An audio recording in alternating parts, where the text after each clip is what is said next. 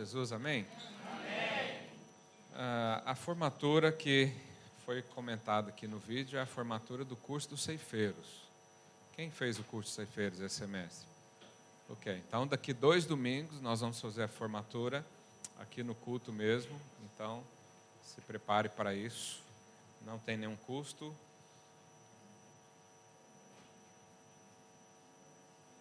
Eu não percebi, aqui no Videira News falou do nosso celulão, alguém viu? Falou? Ok. É dia? Então é sem ser nessa semana, na outra semana, nós vamos fazer uma célula com toda a igreja.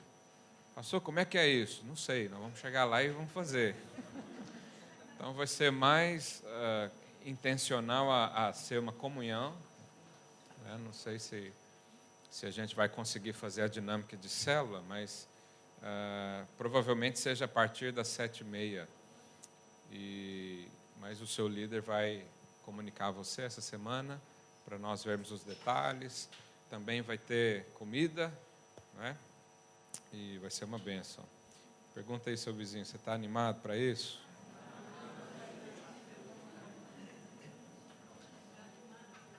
Eu não vi muita, assim, animação, não. Mas eu queria orar por você, talvez depois da oração você fica mais animado. Sabe que eu queria orar por necessidades. E eu creio que quase toda a gente tem necessidades na nossa vida. Nós temos lutas, temos desafios, temos casamentos, né? Em si já é uma luta constante, boa, não é? Mas o Senhor é um Deus que, a Bíblia diz que o Senhor é um Deus zeloso, e Ele é o nosso Pai. Daqui a pouco eu vou falar mais sobre isso, mas o que você pensa que Deus sente quando olha para você hoje? Ele está 100% feliz com isso, com o que você tem vivido, com o que você tem desfrutado, com a situação a qual você está agora, o seu casamento está agora, a sua vida financeira está agora, o seu ministério. Eu sempre tenho uma tendência a pensar que Deus olha todas as áreas da minha vida, para saber qual área Ele quer investir em mim, porque Deus é meu Pai. Diga aí para o seu vizinho, Deus é o seu Pai, é o meu Pai. E se um pai natural preocupa se o filho está bem, imagina Deus, que é o nosso Pai Celeste. E eu quero orar por isso. Talvez em alguma área da sua vida, ou algumas, você tenha tido dificuldades. E às vezes as dificuldades parecem ser maior do que você pode suportar, ainda que a Bíblia afirma que não existe isso. Ele sempre vai te dar força, ou em você, ou em alguém que está ao seu lado, para suportar com você toda e qualquer situação. Então eu queria orar por isso. Queria que todos ficassem de pé, por favor. E você que tem alguma necessidade específica, vem aqui à frente. Eu quero orar com você. Isso não é motivo de constrangimento, porque eu também tenho dificuldades, tenho desafios e nem sempre consigo resolvê-los da maneira que eu gostaria. Bom, como são muitas pessoas, nós não vamos ter líder suficiente para isso, mas eu quero nessa manhã despertar fé em você. Ontem eu estava a usar uma camiseta escrito: tudo posso naquele que me fortalece. Se a Bíblia diz que nós podemos tudo em Cristo, que é quem nos fortalece, que é quem nos alimenta, nos dá vida, vigor. E o que é tudo? Tudo menos a área financeira, é isso? Tudo menos o casamento. Não, pastor, meu casamento não tem jeito, mas já fiz de tudo. Já viu aquela história? Já fiz tudo. Ninguém fez tudo. Jesus fez tudo. Por isso nós podemos tudo nele. Então, eu já vou te dar um desafio agora. Você vai orar com quem está ao seu lado aí, porque é muita gente para nós. Escolhe alguém aí do seu lado. Nós vamos ter 2 momentos. Primeiro você ora por ele, né? Aí dá uma pausa, depois você ora pelo outro. Primeiro você ora e depois você recebe a oração. Pastor, eu não sei orar. Isso é uma coisa... peraí, não começa ainda não, deixa eu dar a instrução. Eu não sei orar. Oração é algo muito simples. É falar, Senhor, está aqui o meu irmão, a minha irmã, está passando dificuldade, está difícil, já tentou muita coisa, não deu, mas nós cremos no Senhor.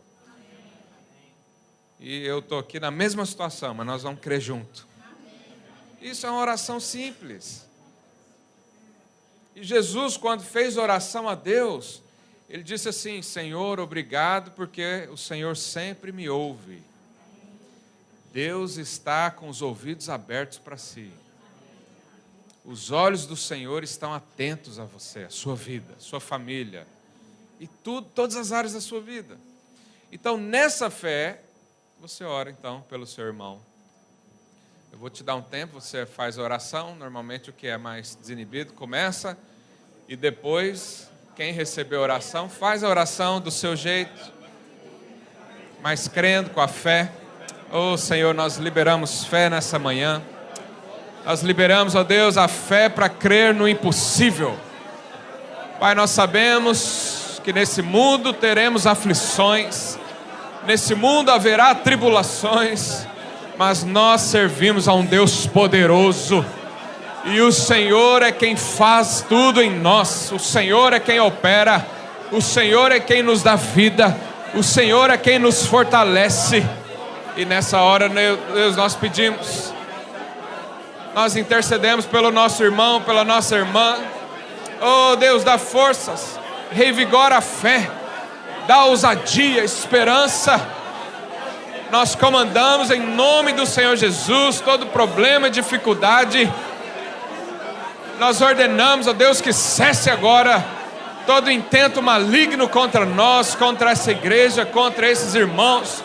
Nós declaramos pelo poder do Senhor, nada será impossível, nada será grande o suficiente para nos paralisar, para esfriar a nossa fé.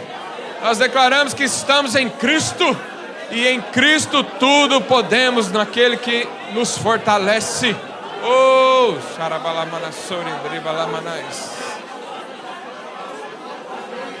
oh Senhor.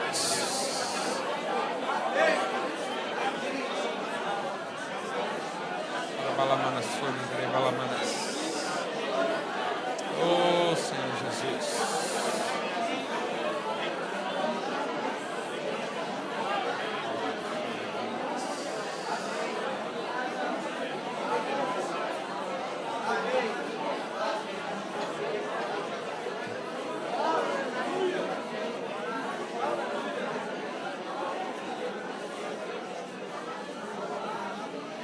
Amém.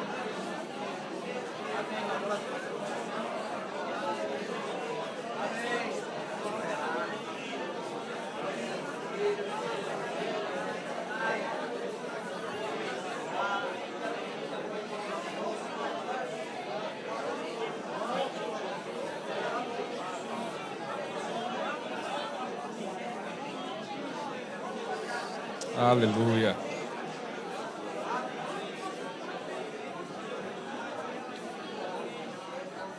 Aleluia. Aleluia. Glória a Deus.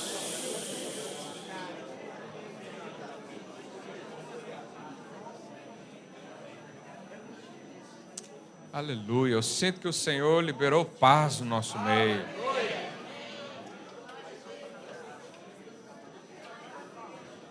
Pode sentar no seu lugar. Você sabe o que é paz,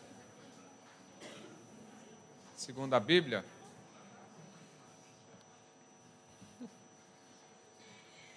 A Bíblia fala da paz que excede entendimento. A paz que excede o entendimento é quando você sente paz, mesmo em meio à angústia. E aí você olha a situação e fala, uau, eu deveria estar arrancando os cabelos aqui, mas estou bem. Tem muito crente que fica até mal com isso, sabia?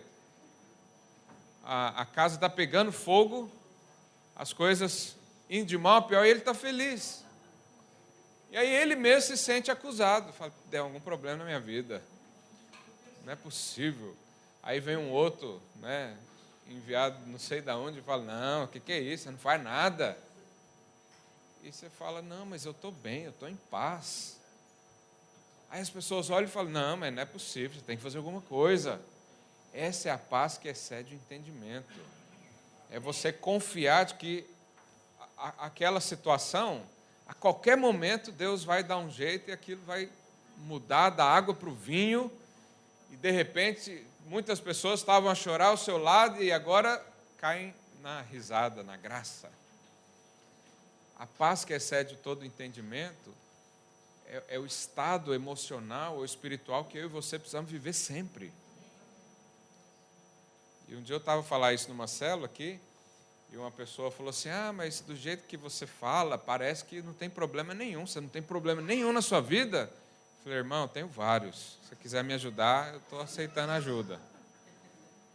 Mas não é o contexto, não é a situação, e não são os problemas ou a resolução dos problemas que me geram paz. O que me gera paz é saber que eu sou filho amado, que meu Pai cuida de mim, e Deus cuida de mim melhor do que eu mesmo, melhor do que meus líderes. Deus cuida de mim de uma tal forma que não tem erro, é perfeito. Por isso eu vivo em paz. Você fala, pastor, você tem problema? Vários.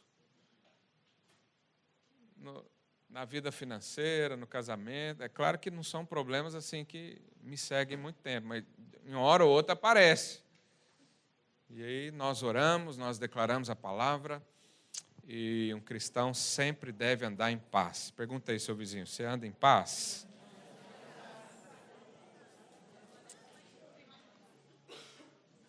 Agora pergunta outra coisa, você é feliz? Felicidade também é algo controverso nas igrejas de hoje. Quando nós pregamos sobre felicidade, dá uma falsa impressão de que a pessoa está na carne. Não, peraí, esse negócio de felicidade não é para mim, não. O cristão tem que viver a vida piedosa, miserável, tem que sofrer mesmo, porque se tiver bom demais é porque tem alguma coisa errada. Já tem umas 2 semanas que eu falo isso para que você entenda que a vida boa demais é aquela vida em Cristo. E eu e você temos dificuldade de entender isso. Tem ou não tem? Sejamos honestos. Se um cristão chega para você e fala, eu estou feliz demais, o que você já pensa? Fez alguma coisa essa noite. Roubou de alguém ou saiu com quem não devia. Por quê? Na cabeça de muitos, a felicidade está atrelada ao prazer da carne. E aí, como na igreja eu tenho que ter uma vida piedosa, sofrida, cheia de regras a cumprir. Você sabe, os judeus têm 613 mandamentos diários para cumprir, é muita coisa. É difícil você ver um judeu a sorrir, é difícil. Porque, eu não sei se tem algum judeu aqui, mas é difícil seguir todas essas regras sem cair em nenhuma. É óbvio que ninguém consegue, não é? Mas pergunta aí, seu vizinho, você é feliz? Feliz mesmo?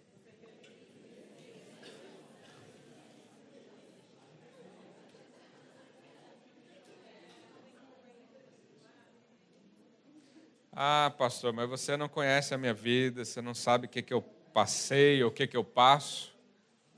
Eu realmente não sei, mas Deus sabe. Mas eu conheço Deus, que é meu Pai, que é seu Pai também. E já tive muitas experiências de resolução de qualquer assunto. Ainda que nesse mundo nós temos aflição, mas Jesus disse o quê? No mundo tereis aflições, mas não desista, não desanime, não fique triste, porque eu venci o mundo. Irmãos, me fizeram uma pergunta sobre dízimo. dízimo é sempre algo também difícil de falar nas igrejas, e pastor, dízimo e dinheiro parece que é algo assim que sempre dá problema. E eu, às vezes, evito falar, deixo mais os irmãos falar, mas eu preciso responder. A questão do dízimo, muitas pessoas não dão por alguns motivos. Primeiro, tem muitos irmãos que dizem, não, pastor, agora eu entendi a graça de Deus. Agora eu entendi que eu fui liberto da lei, já não há mais mandamentos, já não há mais que cumprir as obrigações. Sabe, se você pensa assim, tem algo errado nisso, porque eu e você fomos livres da lei e da maldição de quem não seguia a lei. Mas o normal é eu e você cumprirmos as leis por consequência. Então, quando alguém diz, então eu fui livre da lei, então eu vou enfiar a cabeça mesmo no pecado, já que Deus não vai me condenar por causa do pecado, então eu vou fazer todos. Essa pessoa entendeu o que é a graça de Deus? Não. O apóstolo Paulo diz, se você foi livre da culpa, da condenação do pecado, agora vai enfiar a cabeça no pecado para ter mais graça ainda? Ele fala, não, de modo nenhum. Você não precisa viver isso.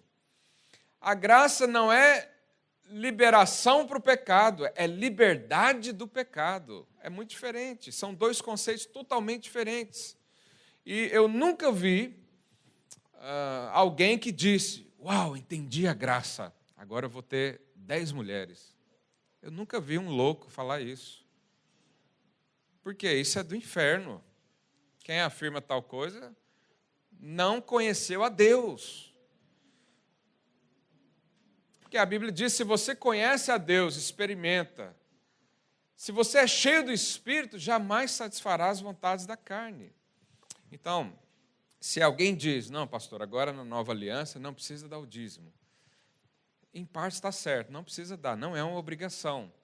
Mas, depois que você entendeu a graça, você vê que o que era obrigação, hoje se torna um privilégio.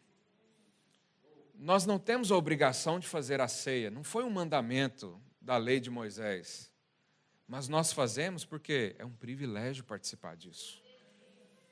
É um privilégio contribuir com uma obra que é, por excelência, a maior do universo, e de tudo que poderia ser feito nesse mundo. A obra de Deus é a obra mais importante da história, sempre foi. E é um privilégio investir nisso.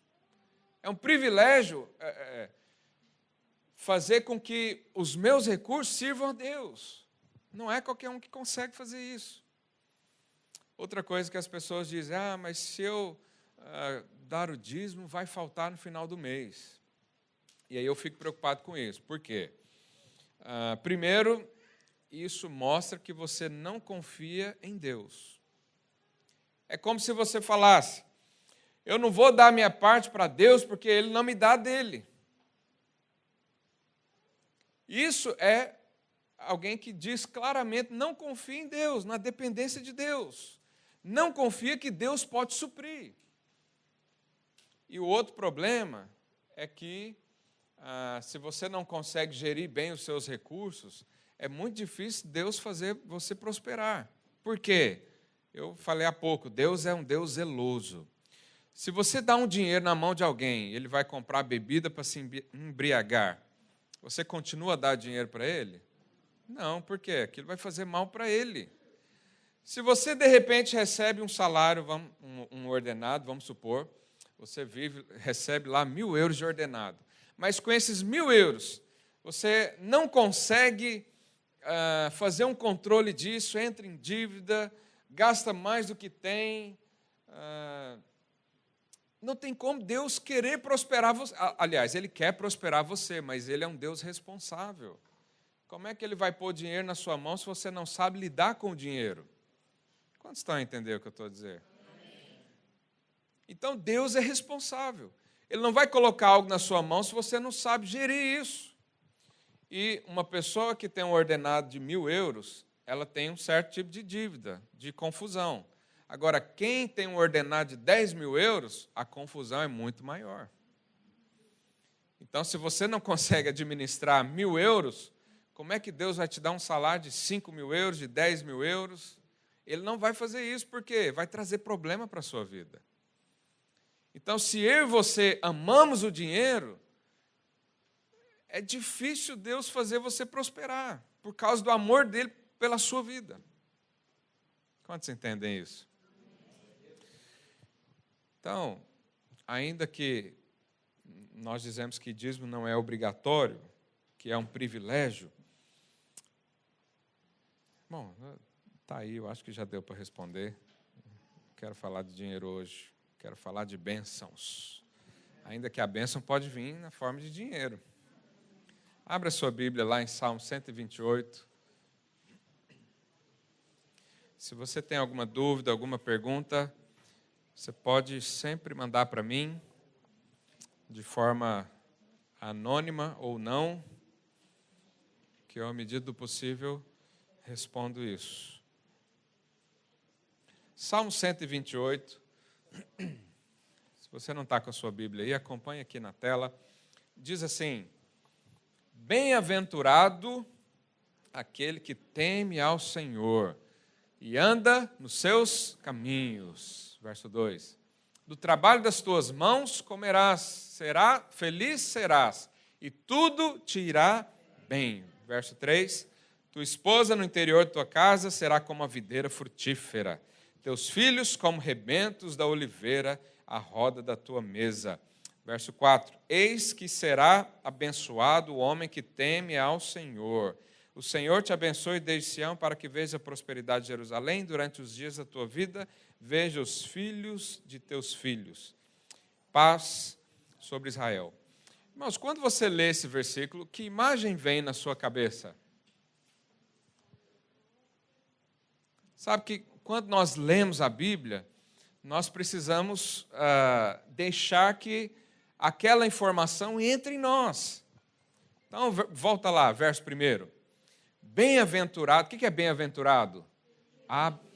Abençoado. Abençoado aquele que teme ao Senhor e anda nos seus caminhos. Do trabalho das tuas mãos comerás, serás feliz. Deixa eu ler mais outras coisas aqui, para aquecer o seu espírito. Salmo 1 diz: bem-aventurado o homem que não anda no conselho dos ímpios, que não se detém no caminho dos pecadores, nem se assenta à roda dos escarnecedores. Antes, o seu prazer está na lei do Senhor, e na lei medita de dia e de noite.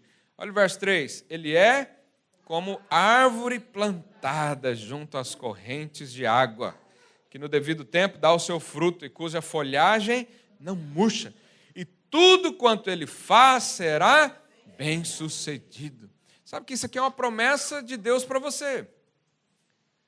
Quando você lê isso, você recebe, você tem o hábito de ler a Bíblia e receber aquilo ali naquela hora? Sabe, olha que interessante, ele diz que você é uma árvore plantada. O que é uma árvore plantada? Quando você vê uma floresta, normalmente ninguém plantou aquelas árvores. Foi fruto do vento, dos pássaros que levam sementes, mas você não. Você foi uma árvore escolhida por Deus. Plantada onde? O que diz lá? Junto a ribeiro. Isso significa que Deus plantou você num lugar onde você tem condições de crescer. Deus escolheu que tipo de árvore será essa pessoa aqui. Será uma árvore frutífera. E para ser frutífera, então, eu vou plantar no melhor lugar possível. Isso é o cuidado de Deus para nós. Quando você lê a Bíblia, você precisa criar uma imagem disso. Qual que é a imagem desses versículos que nós lemos até agora? Deus cuida de você. Tudo que eu coloco a mão vai crescer, vai prosperar, Deus vai me abençoar. Os irmãos estão muito quietos hoje. Dá uma sacudida assim, devagarzinho no seu irmão. Fala, acorda.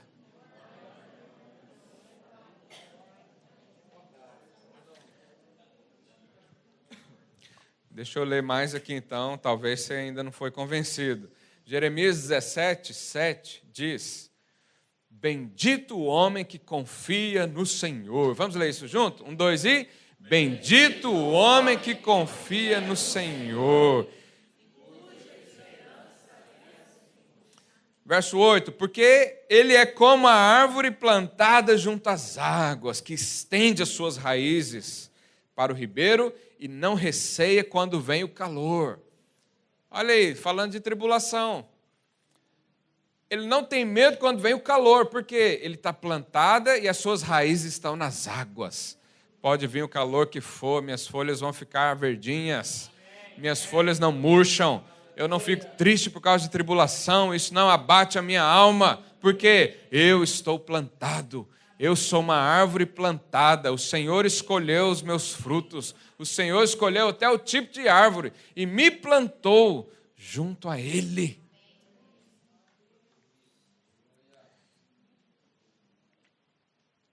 Aí ele diz que estende as suas raízes para o ribeiro e não receia quando vem o calor, mas a sua folha fica verde. Olha aí para o seu irmão, vê se ele está verdinho.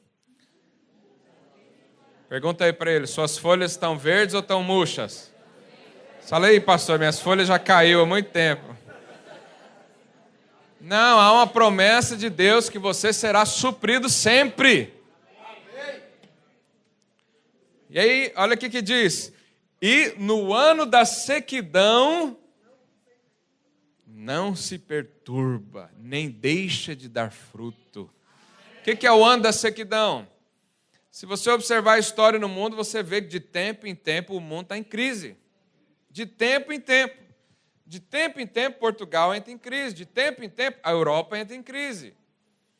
E no ano de sequidão, eu e você não ficaremos perturbados. Nossas folhas ficarão verdinhas.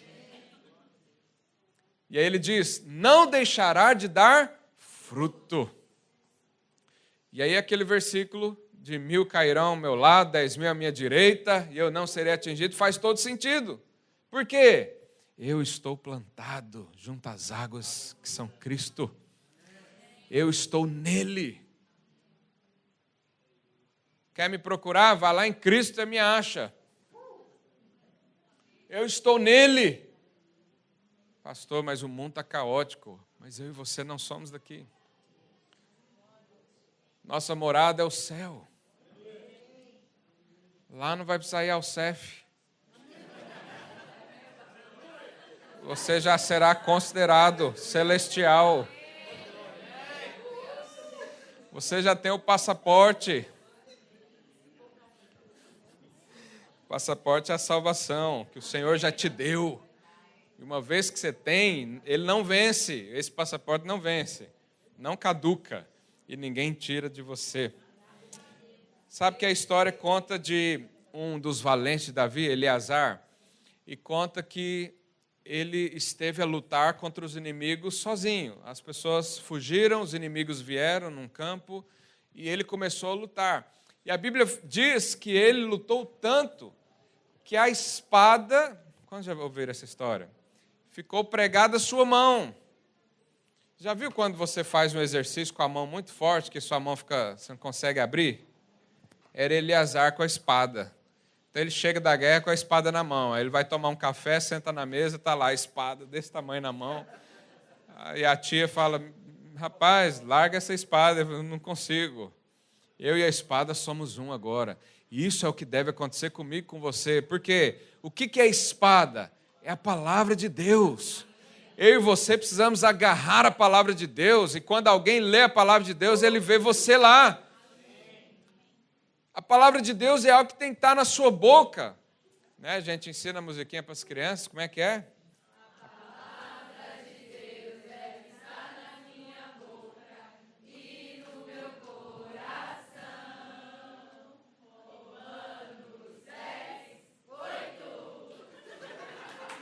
Parabéns. Vai ganhar uma prenda no final. Então, a Bíblia diz que o próprio Deus colocou a palavra dele no nosso coração, na nossa mente. Logo, a palavra de Deus deve ser algo que esteja colado em nós. Então você acorda, a primeira coisa que faz é o quê? Lê o WhatsApp. Não, vai para a palavra de Deus. Eu tenho essa tentação, confesso. Eu uso muito o WhatsApp, converso muito com os irmãos por ele, mas quando eu acordo, eu faço questão de pegar a Bíblia e ler. Porque a palavra tem que estar agarrada em mim. Ela é minha esperança. Ela é a verdade. Ela é que me fortalece. Ela é que tira dúvida da minha cabeça.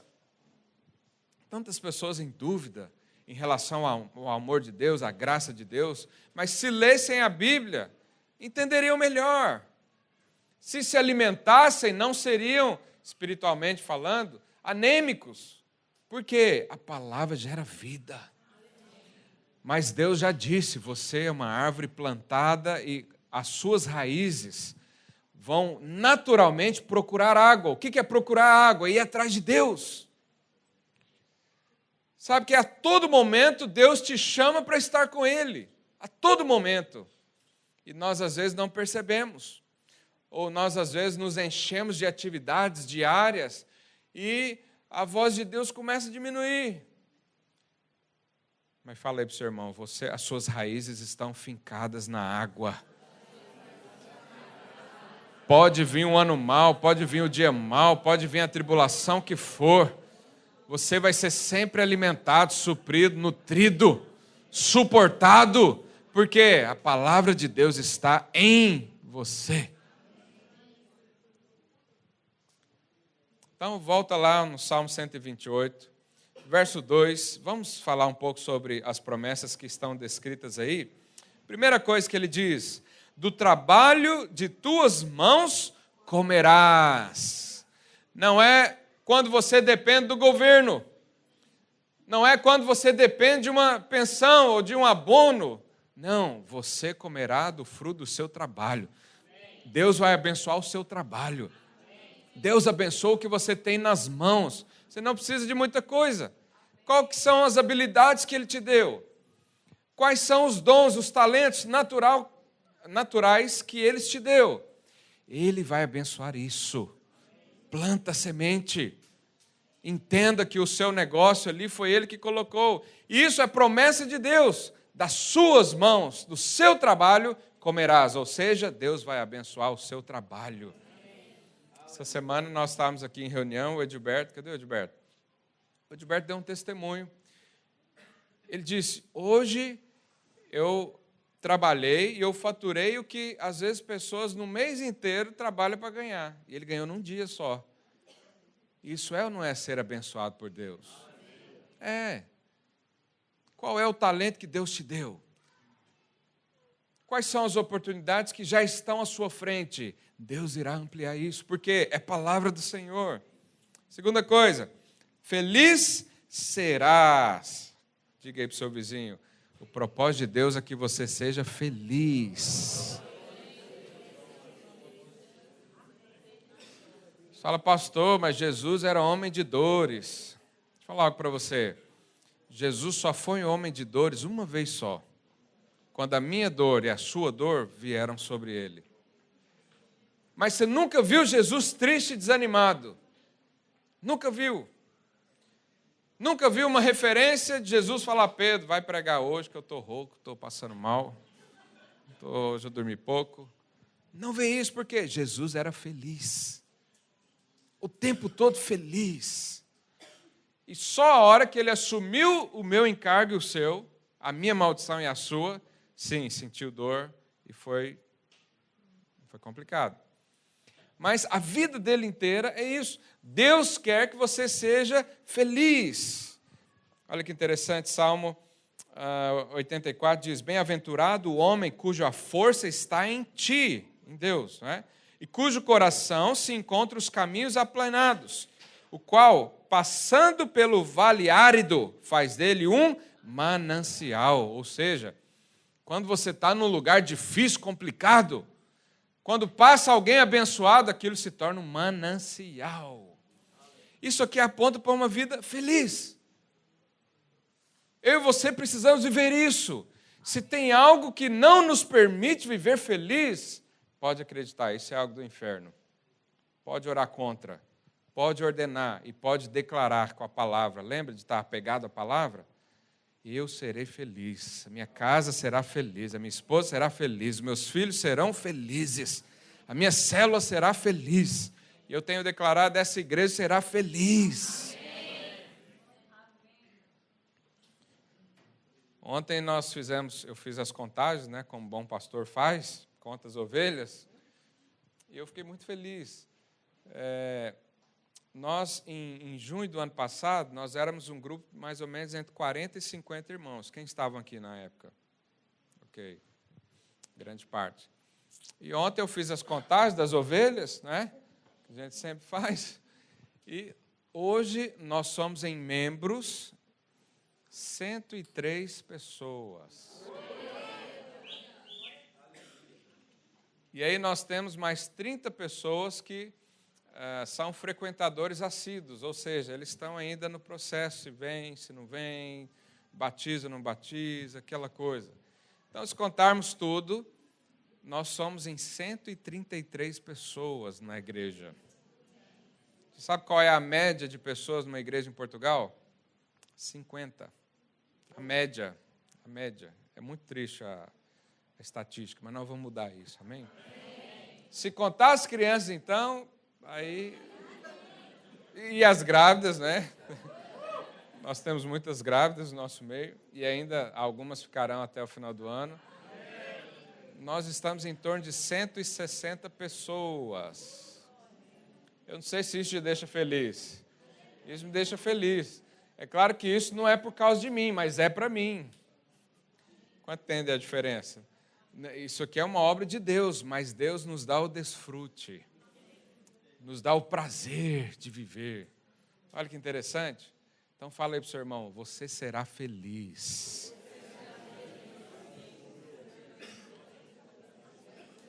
Não, o que a Bíblia diz? Diante de Deus até a tristeza salta de alegria. Tem um pastor amigo meu lá em São Paulo que ele diria, se você entender isso, você dava um pulo na sua cadeira aí agora. Olha lá, alguns ousaram. Vamos continuar então lendo as bênçãos de Deus. Tudo te irá bem. Isso é uma promessa boa, não é não? E é interessante quando nós falamos isso, está lá no verso 2? No 2, finalzinho do 2, né? Que a caixa ali tampou. Tudo te irá bem. Irmãos, como nós temos dificuldade de crer nisso. Como algo é tão simples, mas tão difícil de ser aplicado. Tudo te irá bem. Você fala, não, pastor, tem alguma coisa errada aí. Esse negócio tudo vai bem é estranho. Se a coisa está boa demais para ser verdade, peraí, não parece com Deus. Não o Deus que está na sua cabeça, mas o Deus da Bíblia, sim. Porque Ele é o nosso Pai. Deixa eu continuar aqui, que eu estou delongando muito. Verso 3, tua esposa no interior de sua casa será como a videira frutífera. Qual a imagem que você tem? Eu vou chegar em casa, vai ter uma videira lá em casa, uma árvore? Não. Isso aqui significa que... O que produz a videira? Hã? Sim, mas qual o fruto? O que se faz com a uva? Quando você toma um vinho, o que acontece? Alegria. Seu rostinho fica vermelho, não é? E aí, quando você toma além, vai para a tristeza, né? Já não dá mais alegria. Mas um pouquinho pode te deixar feliz. E olha o que a Bíblia diz. O homem, isso aqui é para o homem, mas é evidente que serve para a mulher também. Você será feliz com a sua esposa.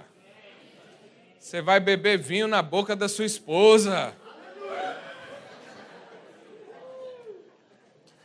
O solteiro só imagina, mas não com detalhes. Pensa, é um sonho, né? Um dia chega.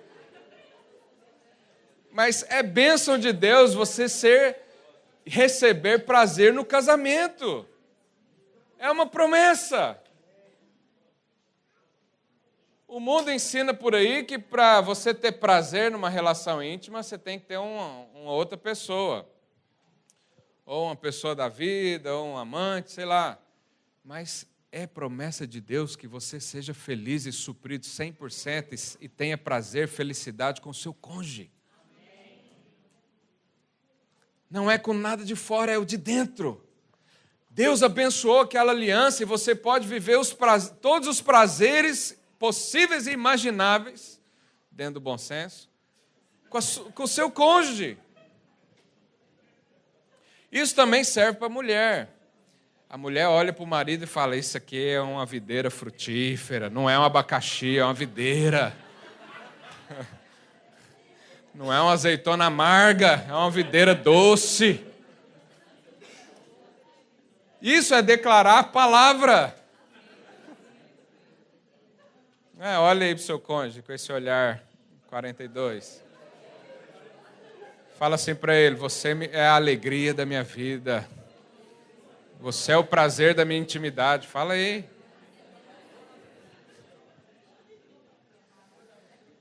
Talvez você ri, mas por dentro você chora, porque você não vive isso. No fundo você fala, pastor, isso é bom demais, mas só vejo isso em sites de adultos, que as pessoas, são tremendamente satisfeitas ali. Não, a Bíblia tem essa promessa para você. E quando você entender isso, seu quarto será pequeno.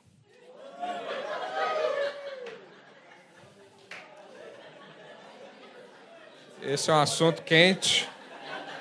Vamos mudar, porque estou com calor já.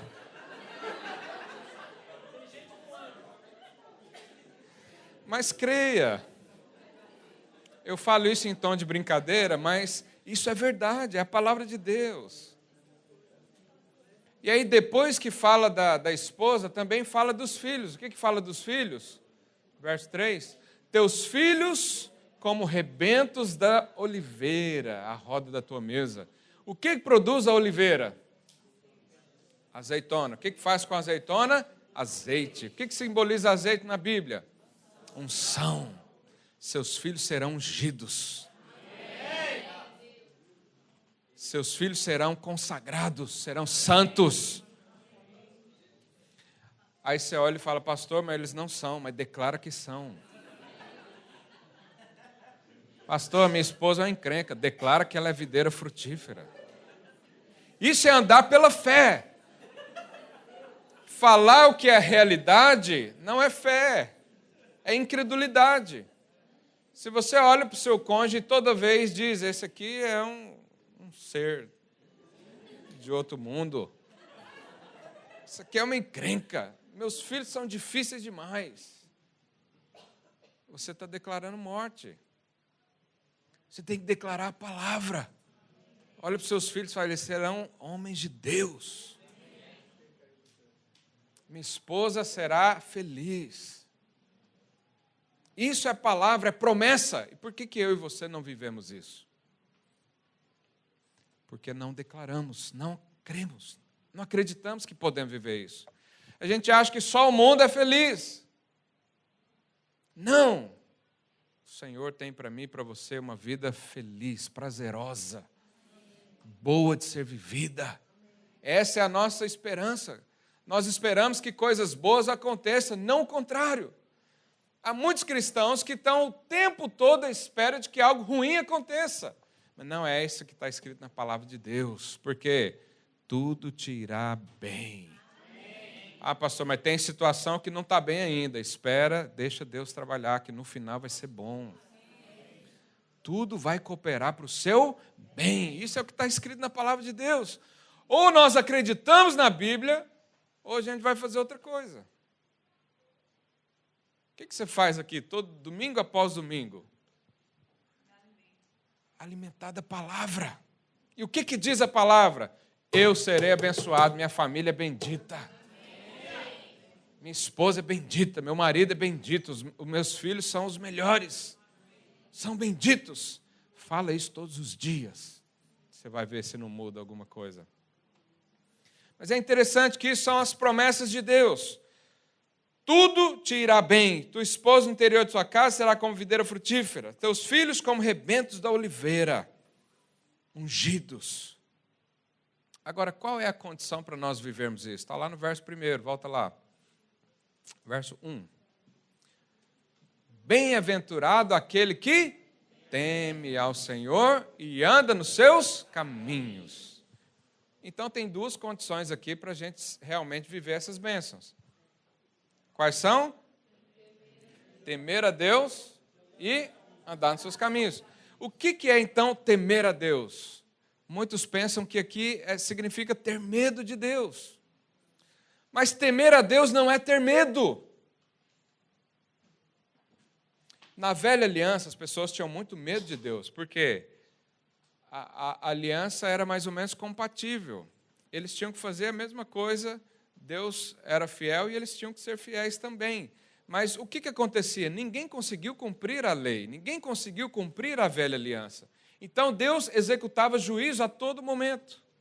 Quebrava a lei, juízo de Deus. Caía no pecado, juízo de Deus. Fazia alguma coisa que não deveria, pau na cabeça. Isso era a velha aliança, o Velho Testamento. Mas o que aconteceu na história mais de 2000 anos atrás? Deus refez a aliança com o homem. E agora eu e você temos condições de cumprir a aliança, porque Jesus cumpriu no nosso lugar. Então, como é que nós interpretamos essa questão de temer ao Senhor? 2 capítulos para frente de Salmo 130, vamos ler. Salmo 130. Se observares, Senhor, iniquidades, quem subsistirá? Isso aqui nós precisamos avaliar isso.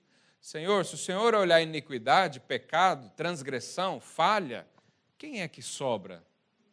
Ninguém. Mas é interessante, antes de continuar a ler, Romanos 8,15 diz assim, coloca aí para mim, porque não recebestes o espírito de escravidão para viver outra vez atemorizados. Olha que interessante. Você não recebeu o espírito de escravidão para viver outra vez. Por quê? Você vivia. Antes de Deus entrar na sua vida, você era atemorizado. Antes de entender a graça de Deus sobre você, você não vivia em paz. Você tinha medo de Deus. Eu tinha medo de Deus. E quando eu caía no pecado, eu corria de Deus. Não corria para Deus, não. Eu corria de Deus. Por quê? Eu era atemorizado. Mas olha o que Paulo diz. Você não recebeu o espírito de escravidão para viver outra vez atemorizados. Mas recebestes o espírito de adoção, diz aleluia. Aleluia. Baseados no qual clamamos, Abba, Pai. Olha que interessante. No Velho Testamento não existe nenhuma menção de alguém chamar Deus de Pai. Isso começou com quem? Cristo. Quando ele refez a nova aliança, ele ensinou o Pai Nosso, o que ele diz? Pai Nosso. Ninguém chamava Deus de Pai, ninguém ousava fazer isso, porque não era permitido. Mas hoje eu e você recebemos o Espírito de adoção, no qual nós podemos nos ajoelhar e dizer, Pai, Tu és o meu Pai. Eu sou filho, e filho amado. E foi isso que eu recebi. Não foi para ter medo de Deus. Então, volta lá, Salmo 130, verso 3. Se observares, Senhor, as iniquidades, de quem subsistirá? Aí ele já diz no verso 4, contigo, porém, está o perdão, para que te temam. Olha que interessante. A Bíblia explica a Bíblia. Temer a Deus, segundo o salmista, é para aqueles que receberam perdão. Olha que interessante. Quanto mais você souber que é perdoado, mais você vai temer a Deus. Eu pensava que era o contrário. Quanto mais Deus me castigar, mais eu tenho medo de Deus, não é isso? Quanto mais consequências ruins sobre meus atos vierem na minha vida, mais eu tenho medo de Deus. Em muitos lugares até ensinam isso. Cuidado, Deus está de olho em você. Cuidado, você vai sair daqui. Aqui é protegido, mas sair naquela porta, os olhos do Senhor estão sobre. Isso não é temer. Temer aqui é saber que eu fui perdoado, é saber que eu fui adotado, é saber que eu tenho um pai. E aí eu temo a Deus. Eu sei que Ele existe, eu sei que Ele está em mim. E eu me sinto seguro. Então, quanto mais você entender que é perdoado, mais o temor de Deus na sua vida aumentará. Jesus também definiu sobre temor. Olha que interessante, Mateus 4:10.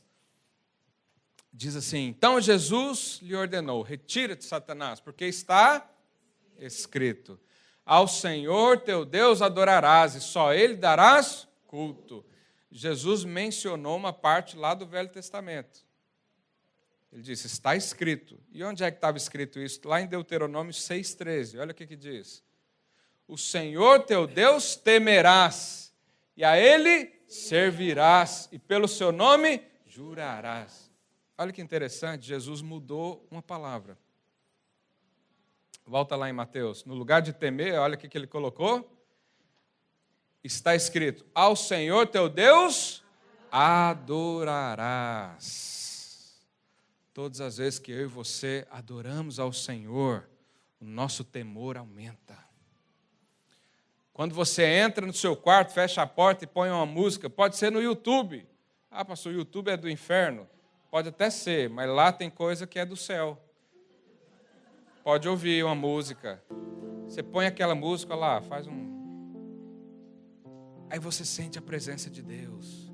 E aí você começa a adorar.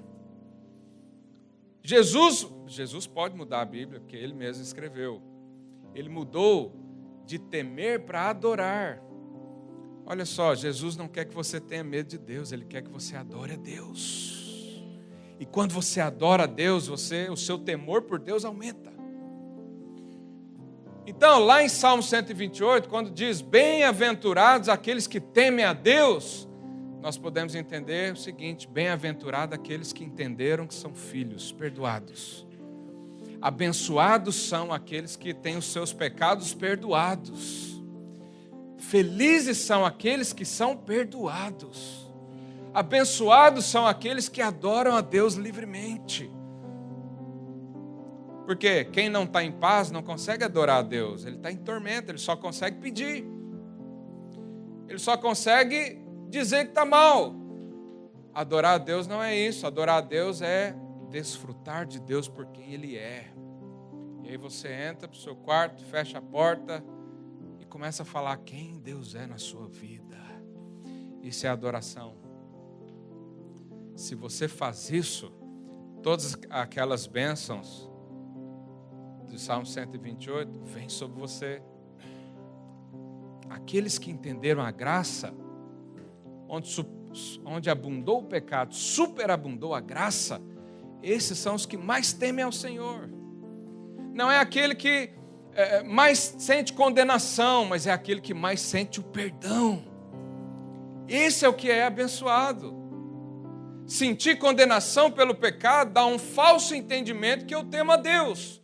Olha, eu não vou fazer isso porque Deus está a olhar sobre mim. Olha, eu não vou fazer isso porque está escrito lá na Bíblia para não fazer. Olha, eu não vou fazer isso porque a consequência de fazer isso aqui é tal. Quem vive assim vive atormentado. Mas quem vive na graça, ele descansa em Deus.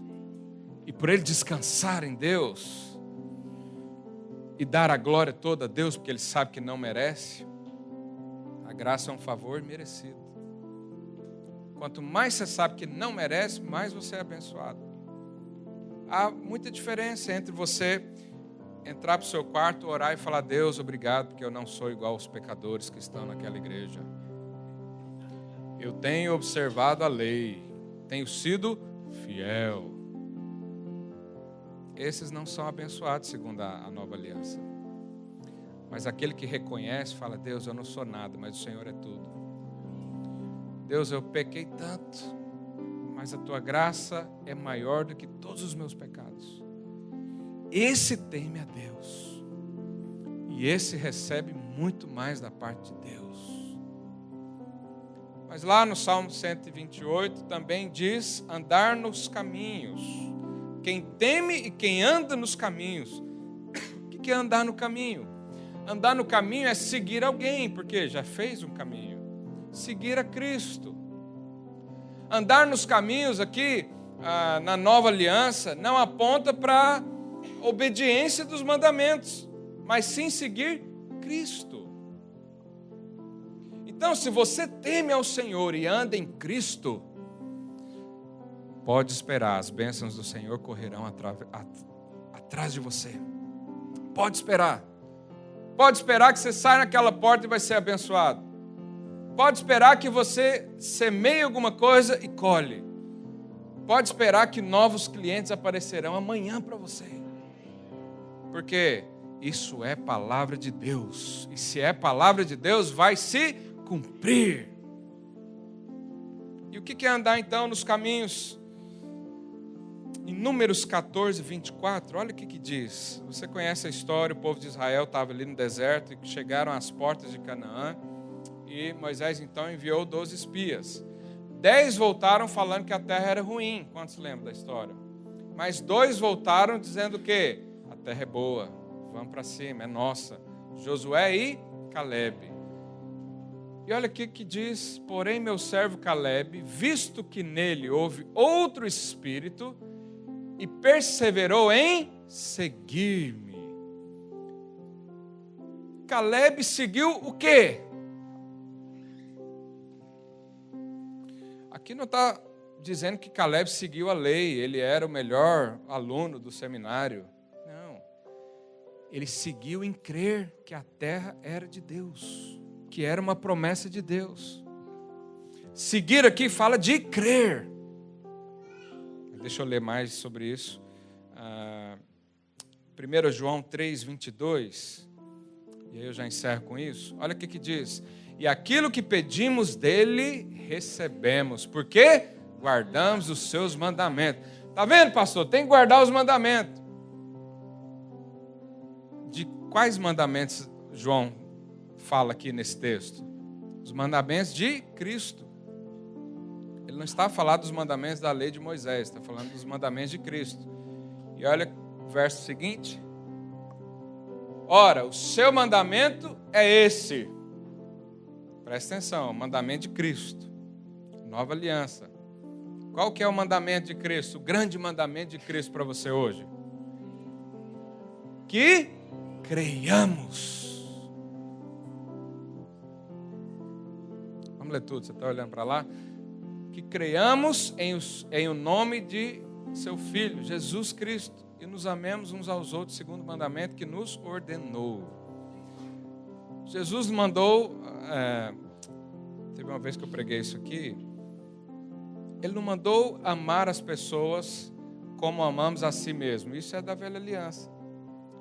Ele mandou amar como Ele ama, isso é o mandamento de Cristo. Mas qual foi o primeiro mandamento que Cristo deu? Creia. Creia na nova aliança.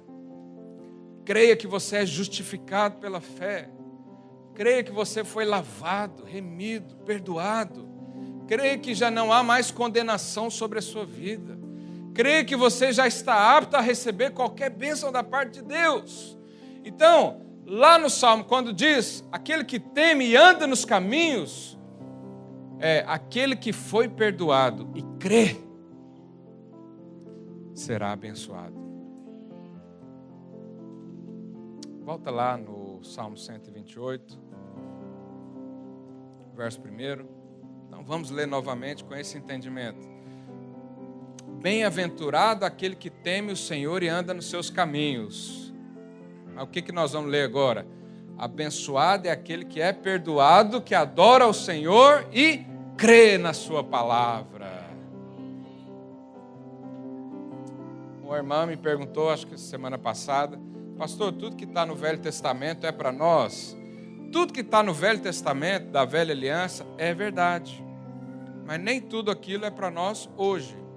Só que você pode ler o Velho Testamento com as lentes da Nova Aliança. Porque é a Velha Aliança, só que a Velha Aliança fala de Cristo o tempo inteiro. Desde Gênesis, começa a falar de Cristo. Cristo, Jesus. Ele é a vida, Ele é o Cordeiro, Ele é o sacrifício. Então, quando nós lemos o Velho Testamento, na Velha Aliança, nós temos que colocar a lente que é Cristo. E porque eu e você tememos e andamos nos seus caminhos, o que acontecerá então? Verso 2. Vamos ler junto. 1, 2 e... Do trabalho de tuas mãos comerás, serás feliz e tudo te irá bem. Eu queria que você lesse isso em primeira pessoa. Então vai. 1, 2 e... Do trabalho das minhas mãos comerei, serei feliz e tudo me irá bem. Por que tudo te irá bem? Por que você será feliz e abençoado? Porque você crê. Crê. Pastor, mas o que eu preciso fazer além disso? Nada. Não, mas não tem que dar uma oferta hoje assim para a coisa abrir mais? Não. É crer. Crer. Esse é o grande mandamento de Cristo. Creia nele. Creia que você é abençoado, sua esposa é abençoada, seus filhos são abençoados, seus negócios são abençoados. Você será feliz. Você terá uma vida prazerosa e íntima com seu cônjuge. Verso 3. Tua esposa no interior da sua casa será como a videira frutífera. Vamos ler isso na primeira pessoa? 1, 2 e... Espera aí, só um minutinho. Se você é esposa, você fala, meu marido. Se você é solteiro, você diz, o meu cônjuge. Vamos lá? 1, 2 e... Minha esposa no interior da minha casa será como a videira frutífera. Meus filhos como o rebento das oliveiras à roda da minha mesa. Verso seguinte. Eis como será abençoado o homem que teme ao Senhor. Diz assim, eu sou abençoado, porque eu temo ao Senhor.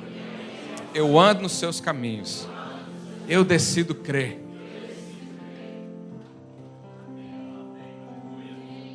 Diz aí para o seu vizinho, você é uma árvore plantada aos ribeiros de Cristo. Não tem como a sua vida dar errado. Porque quem está ligado a Cristo só produz bons frutos. Não tem como sair um fruto ruim de Cristo. Porque Ele é a plenitude em tudo. Ele é a exata expressão do Pai. E Ele está dentro de você. Vamos ficar de pé. Queria que nós cantássemos essa música. E queria que você declarasse essa palavra sobre a sua vida. Vamos cantar. Enquanto cantamos, deixe o Senhor falar com você. Deixe Ele mostrar aquelas coisas que te trazem tormento, que paralisam você, que fazem com que você não creia. Seguro estou nos braços daquele que nunca me deixou.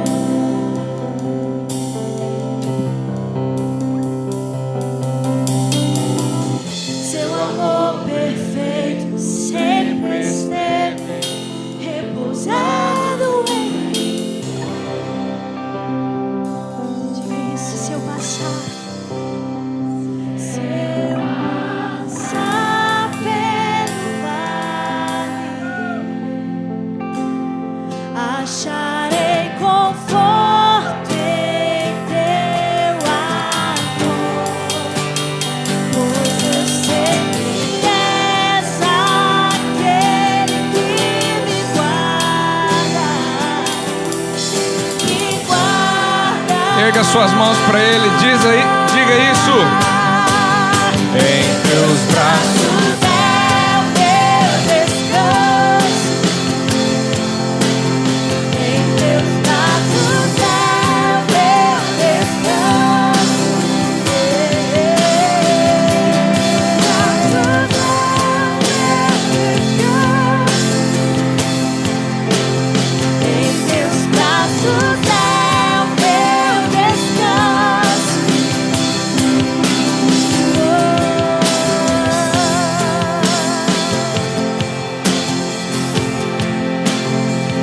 Sabe, mesmo se o mundo inteiro diz que você não vai dar em nada, e há sempre pensamentos de tormento na sua vida, dizendo que você não vai dar em nada, não vai crescer, tudo que você pega falha.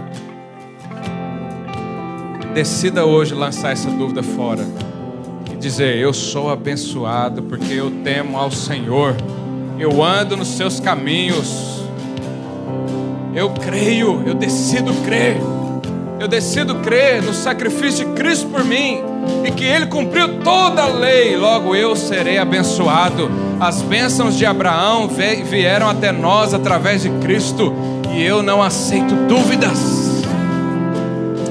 Eu queria dar um tempo para você, queria que você orasse. Se você é casado, você vai orar com o seu cônjuge agora, declarando essa palavra. Só um minutinho, deixa só o teclado. Ora agora com o seu cônjuge, fala para ele: nós vamos viver isso. Isso aqui vai ser realidade na nossa vida. Nós vamos ter prazer um com o outro, nós vamos ser felizes um com o outro. Os nossos filhos serão abençoados. Aí ora pelos seus filhos também. Se você é solteiro, procura um outro solteiro aí, o mais rápido possível. E ora para que isso também seja uma realidade lá na frente. Declare sobre o seu casamento, sua família, sua vida financeira.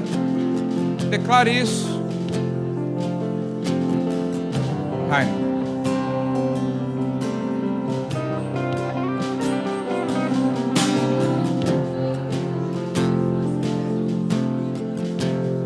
Ore com fé. Creia na palavra. Declare a palavra. Fica firme na palavra. Deixa a palavra e você ser um. Oh Deus. Pai, nós cremos na Tua palavra. Nós cremos nas bênçãos que o Senhor liberou sobre nós. E nós nessa hora decidimos crer. Nós decidimos não andar por vista, mas pela fé. Nós declaramos pela fé que seremos abençoados, que o nosso casamento será abençoado, que a nossa esposa será feliz, que o marido seja feliz. Nós declaramos sobre os nossos filhos: serão ungidos, separados. Os nossos filhos servirão ao Senhor, porque nós temos uma aliança. Oh Deus, nós cremos, decidimos crer.